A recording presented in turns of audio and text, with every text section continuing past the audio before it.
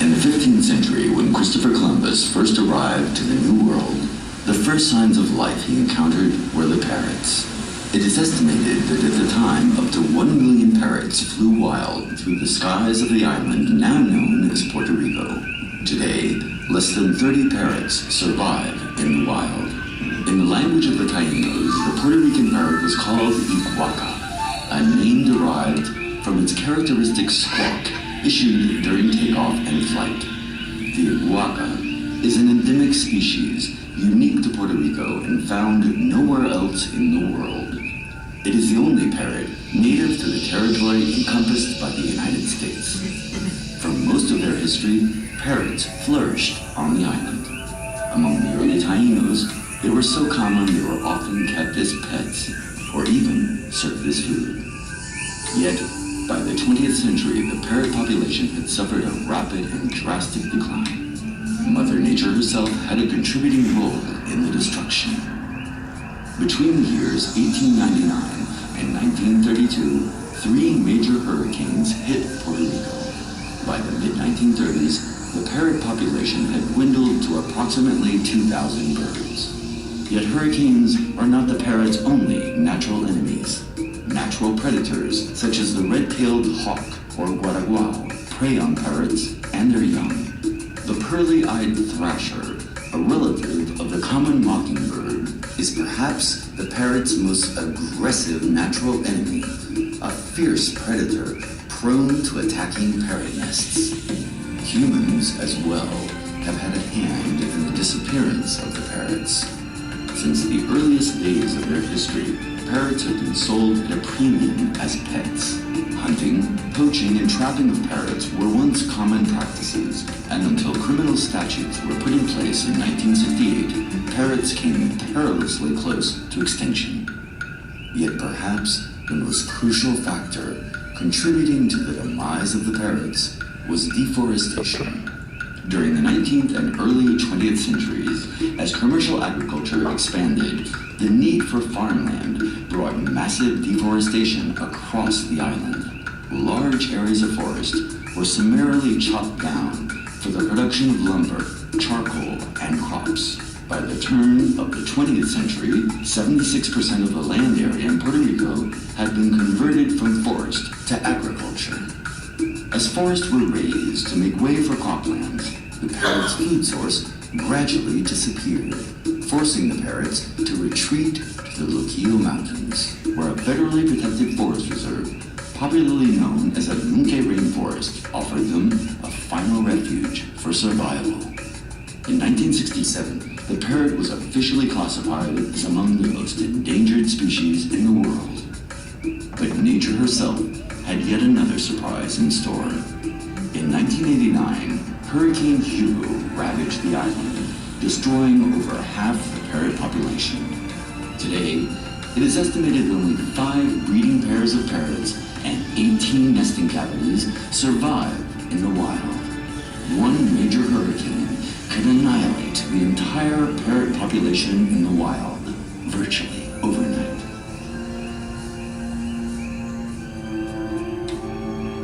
In the early 1970s, an extensive recovery program was launched under the joint leadership of the U.S. Fish and Wildlife Service, the U.S. Forest Service, and the Puerto Rico Department of Natural and Environmental Resources. The recovery program is a delicate endeavor involving the full cooperation of biologists, aviculturists, veterinarians, and volunteer workers, all operating under enormous time pressures and budget restraints to address this critical situation.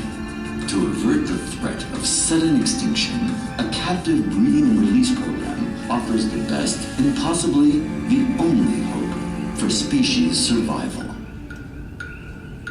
When eggs are judged to be in danger from the threat of severe weather, natural predators, or a dwindling genetic pool, biologists carefully transport eggs from wild nest to the aviary and use captive birds to incubate them.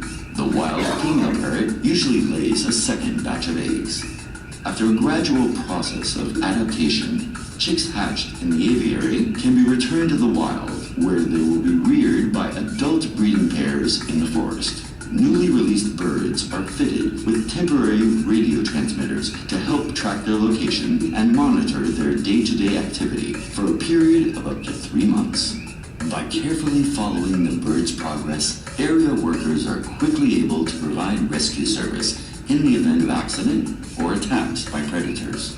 Today, 35 towers are maintained throughout the reserve to help monitor parrot activity and tabulate current populations. Radio surveillance also helps biologists analyze parrot behavior, spot potential dangers, and prevent future fatalities. Service biologists, special technicians, and volunteer workers guard nests using cameras, microphones, and binoculars, monitoring the parrot's progress, particularly during critical survival periods when eggs and chicks are present. Since hurricanes normally affect only a limited geographic region, it is essential to create more than one single breeding facility in order to maintain geographically separated parrot populations across the island. A second facility, the Jose L. Vivaldi Aviary, managed by the Puerto Rico Department of Natural and Environmental Resources, was opened in 1991 in the Rio Abajo State Forest. Since the year 2000, 40 captive-born parrots have been released with up to a 50% survival rate. Encouragingly, one of the 5 active breeding pairs in the wild today includes a parrot raised and released from the Vivaldi Aviary. Plans are currently underway to expand the parrot population to the karst region along the island's northern coast, the Puerto Rican parrot's original historical habitat. At present, the U.S. Fish and Wildlife Service operates a parrot aviary at a World War II-era Army camp located in El Yunque.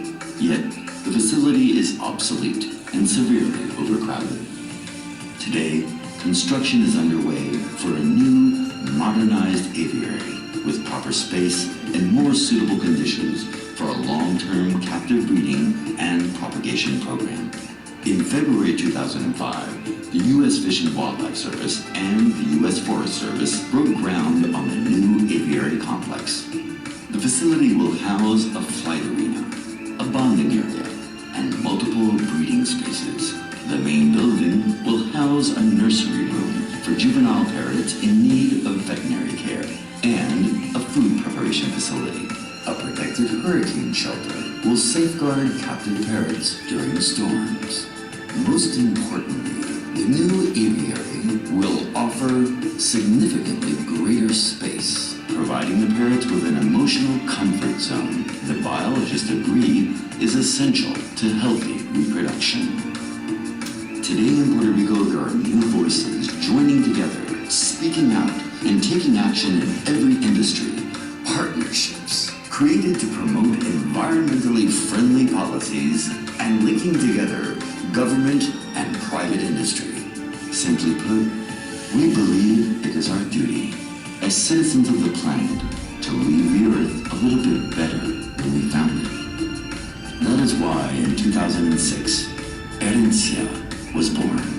Herencia is a non-profit organization created by the leading land developers and business entrepreneurs of Puerto Rico with the objective of healing and safeguarding the natural resources of our island as a living legacy for future generations.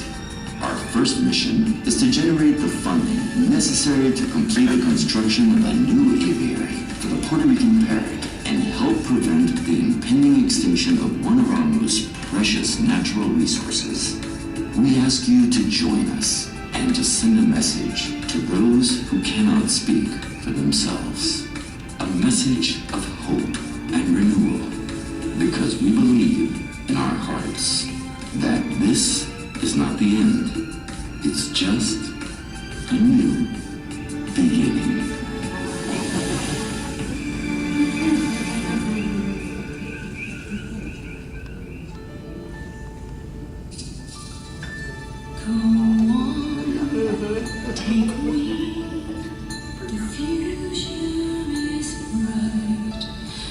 how old